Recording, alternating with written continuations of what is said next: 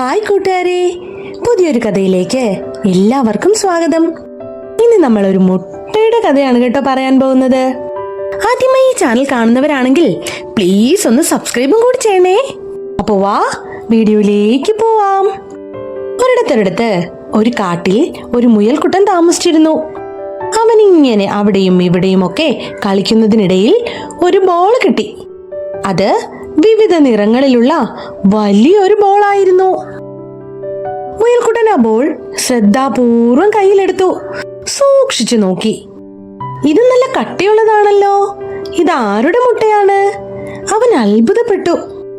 മുയൽക്കുട്ടൻ വേഗം തന്നെ തന്റെ പ്രിയപ്പെട്ട കൂട്ടുകാരനായ ആമക്കുട്ടനോട് ചോദിച്ചു, ഇത് കടുവയുടെ മുട്ടയാണോ?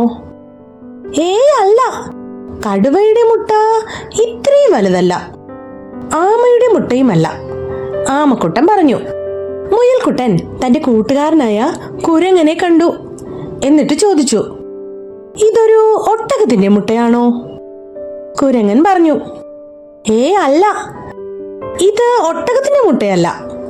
ഒട്ടകത്തിന്റെ മുട്ടയ്ക്ക് ഇത്ര നിറങ്ങളില്ല. മുയൽക്കുട്ടൻ കൂടുതൽ ആശയക്കുഴപ്പത്തിലായി. ഇതാരുടെ മുട്ടയായിരിക്കും?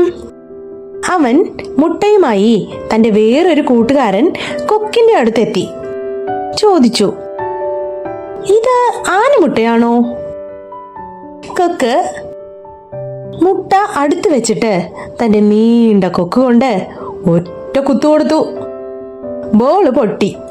അതിൽ നിന്ന് കാറ്റ് പുറത്തു വന്നു. കൊക്ക് അവസാനം ഒരു തീരുമാനത്തിലെത്തി. ഇത് കാറ്റിന്റെ മുട്ടയാണ്. മുയലും ആമയും കുരങ്ങച്ചനും അത് സമ്മതിച്ചു. എല്ലാവരും സന്തോഷത്തോടെ ചിരിച്ചു. കഥ ഇഷ്ടായോ കൂട്ടുകാരെ? ഇതുപോലെയുള്ള ഒരുപാട് കഥകൾ നമ്മുടെ ചാനലിലുണ്ടേ, അതൊക്കെ കയറി കാണണേ, ലൈക്ക് ചെയ്യണം. പിന്നെ ആദ്യമായി ഈ ചാനൽ കാണുന്നവരാണെങ്കിലേ പ്ലീസ് ഒന്ന് സബ്സ്ക്രൈബും കൂടി ചെയ്യണേ. അപ്പൊ നിങ്ങൾക്ക് ഒരുപാട് നല്ല കഥകളൊക്കെ കാണാനാവും.